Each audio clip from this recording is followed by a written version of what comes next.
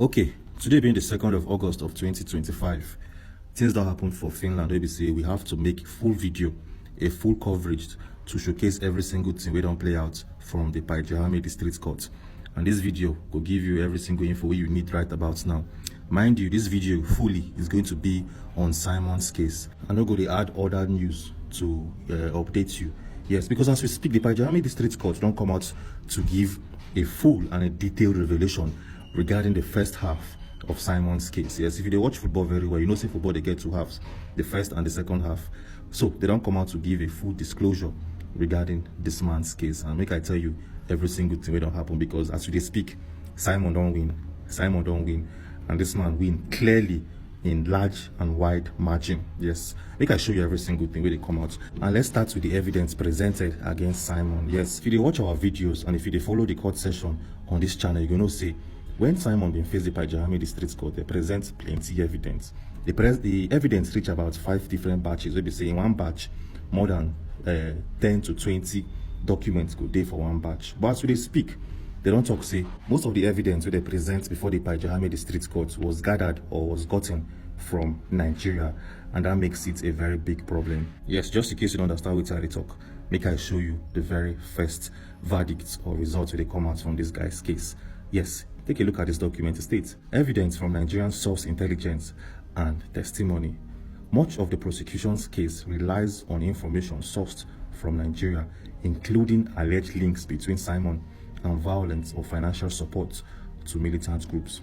Defense attorneys have expressed serious concerns about the credibility and political motivations of those sources, arguing that they may be unreliable or biased. If the court determines these sources are not verifiable, hearsay or political influence, the corresponding allegations may be thrown out or given minimal weight.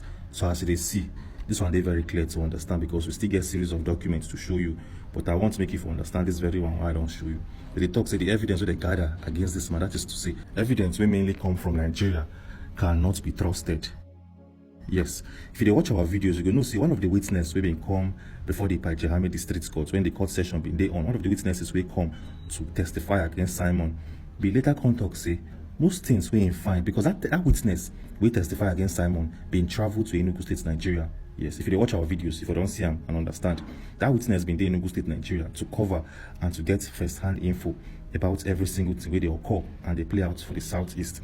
And that witness been traveled to Nigeria or Enugu State on a Monday to cover the sit-at-home issues. Showing right now on your screen this particular witness and this particular individual.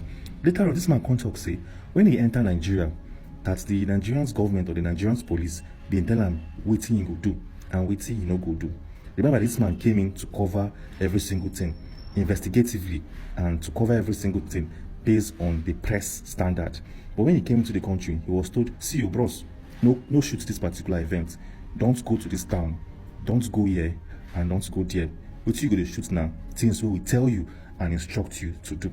So this guy been testify against Simon for Paijahame District Court. But afterwards, he contact say, Omo, let's see my testimony and my witness testimony not to make sense, because everything while they talk at the government, tell me make I talk am. And that particular case being raised serious concerns. And now they talk say all the evidence they gather from Nigeria, if you be like say person edit am, like person concoct am somewhere from his room, and all of these confusions don't they help Simon. He don't play a major and a mega role for him, because as they speak, in don't win this particular session based out of the first half of the court descriptions of all the cases. The second one you need to know right now is say now about Simon's social media posts. Yes, if you watch our videos and you follow the court sessions here on this channel, you're going to see Simon's social media post been stand as a proof against him. That is to say, the prosecuting lawyer used his social media post as a form of evidence.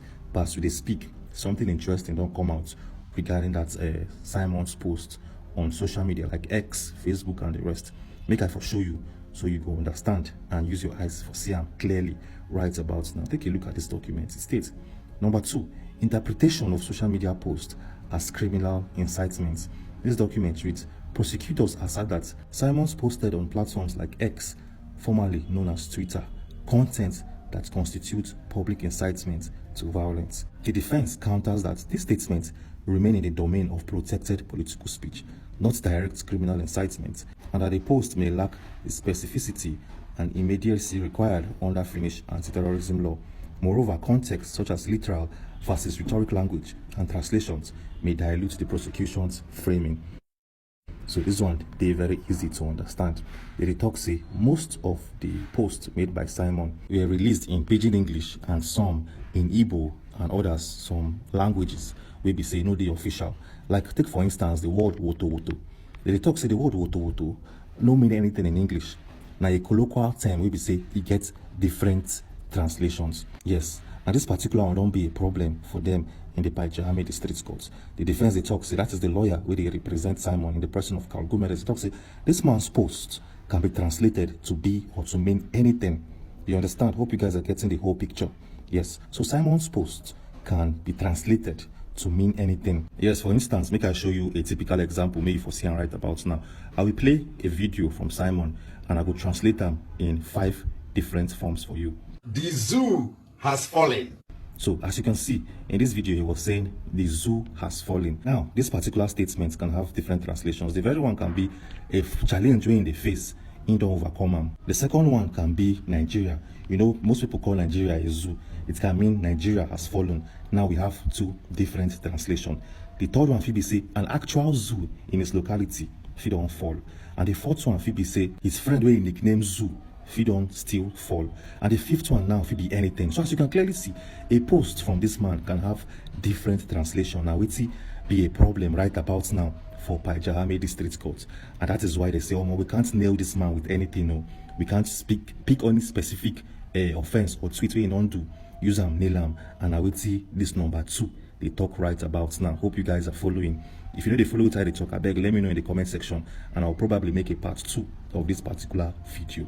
And now let's move forward. Let's move to our next update. Showing right now on your screen, now the third one. And mind you, this whole document it reach up to 15, and we're going to take one after the other because bro, plenty things there where we say everybody can see. After watching this video today, you go house, go dance. Some of you might even celebrate because this guy no get any case to answer based out of the revelations coming from the court. And mind you, these are not my own words. I'm only here to read and explain what I don't read. None of my statements be my personal view of what they happen. This now what they talk, and I'm here to explain. So the third one here now, allegations of financing or logistics facilitation. States, authorities claim Simon may have facilitated acquisitions of arms or coordinated logistics from Finland to Nigeria. Yet, far fewer details have been publicly cited on this count. The prosecution has not publicly detailed financial traits or communication logs to substantiate such coordination. If documentation is lacking or the links are circumstantial, this element could be dismissed under lack of concrete evidence. So as you can clearly see, the part where they talk to this man, they finance terrorism for Nigeria, they never see any substantial evidence. They don't look through his accounts, his bank logs, and every single thing. And they are yet to bring out anything substantial in nature. What does this even mean? Well, it means say this man now no get any case, or probably doesn't have any case when it comes to financing terrorism. Because if up until this particular point in time, remember, this man was arrested November of last year by the NBI, the National Bureau of Investigation. Now, this individual has been run full investigations on Simon. That is the NBI. They checked all of his history, financial transactions, and they carried the case to submit them for Paijahame District Court, and a lawyer was assigned. If from November of last year and now being the August of 2025, they never still get strong and concrete evidence on this man, if it be say, it is very possible say evidence no day. And I will see this number 3, they try showcase and discuss. Hope you guys are understanding what I'm saying.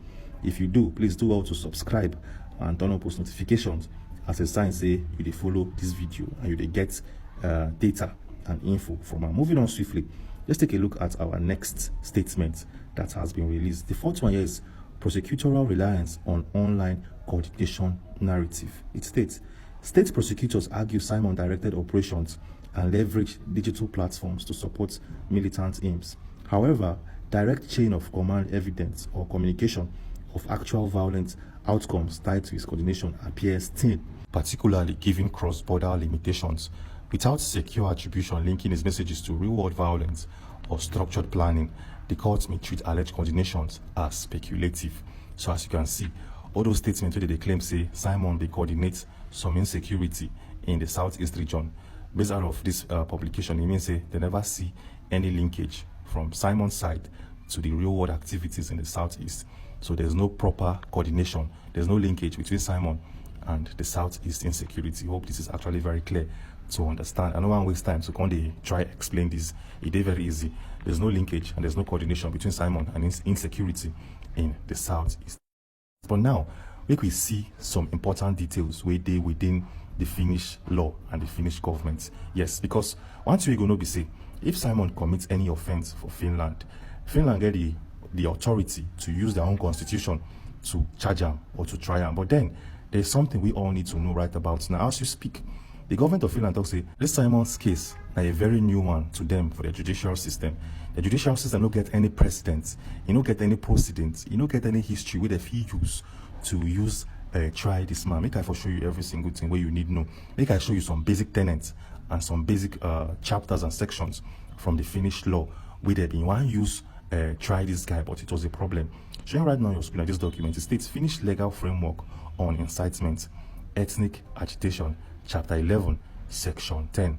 Section 10 criminalizes ethnic agitation, public messages that insult, defame, or threaten target groups based on race, nationality, religion, etc., with penalties up to 2 years imprisonment. Then it says section 10, subsection A, aggravated ethnic agitation is applied when there is incitement to violence or terrorism, punishable from 4 months to 4 years in prison. So as you can clearly see, none of these things where they outlined, they covered or they related with Simon's case. Because Simon's case is very different from what these people they talk for their own constitution, and I make a big problem for them. They say they don't even know how they want to deal with this guy's case. Even if they find the evidence and it's tied to him, they don't even know how they want to use their constitution to pass a possible judgment. And I will see this one they talk right about now. And the cocoa here be say, get one thing where we say the courts can't talk, where we say you don't make everywhere good, you don't make everywhere sweet. Don't knock the hammer for the nail, make I for show you. It states vulnerabilities in Simon's social media evidence. Number 1 states general versus direct incitement. For conviction, prosecution must show Simon's post meets the direct incitement standard, urging immediate acts of violence, not just ideological endorsement or indirect agitation. If posts lack explicit calls like go X somebody or attack now, they risk being seen as broader political commentary, lowering legal threshold for criminal intent. So as you can clearly see, and number 2 states context, audience, and code. International case law recognizes coded or metaphorical speech as insufficient unless the audience clearly interprets it as a call to violence. If Simon's statements use euphemisms or symbolic language, the defense could argue they fall under indirect or rhetoric expression, not criminal incitement. So as you can clearly see, talk say now until the prosecuting lawyer see a video or see a Simon where he talks say go and do this to somebody, go and do that to somebody, at that time they will get evidence. You understand me, ba? If Simon say go and buy somebody, now big problem because Finland know they use the word buy in their body of language when it comes to trying someone. The word buy don't mean anything to them. Now if you translate buy to anything for Nigeria, and I would see this number 2 they talk right about now. You never even finish almost things plenty and things choke. Make I show you the next one. This is number 3, state translation and misinterpretation. Online posts originally written in Igbo or Pidgin or translated via social media or automatic translators carry significant risk of misinterpretation or loss of nuance, especially with slang, sarcasm, or rhetoric devices. If translations omit rhetoric qualifiers or nuance, the statements may appear harsher than intended, undermining their credibility. And the same thing when I don't talk, and they said when they talk, translation can be a problem. If, for instance, you type the word "kai" and you use Google Translate to translate them, if you see anything, if you say "kai be sunlight," if you say "kai be broom," if you say this thing mean anything, because see, translation now never be 100% accurate when it comes to technology and AI whatsoever. So this one a big problem, and I will see the Pajahame District Court they face right about now. And the 4th one here now, protected political speech. Yes, this one very important one. We will say Simon don't beat his chest and they boast on, because Finnish law recognizes this particular one in their constitution. We don't play in favor of Simon. Make I tell you and show you every single thing we did within this context. It states protected political speech. Finnish president strongly protects political speech and public interest discourse, especially for diaspora activities if posts are framed as political dissent or critique, not a call of violence. They may be constitutionally shielded. So as you can see, most of Simon's case or speeches falls under this political speech where under the Finnish constitution, and this one a massive one. Anyways, if you find this video interesting, because we still get some things to still show you, if you find our videos, this particular one interesting, I beg don't forget to subscribe and also turn on post notifications and subscribe, because from next week more things could happen and things could play out. Let's take a look at what else we have for you in this video briefing. We don't show you every single thing where the prosecuting lawyer, all the challenges we don't face.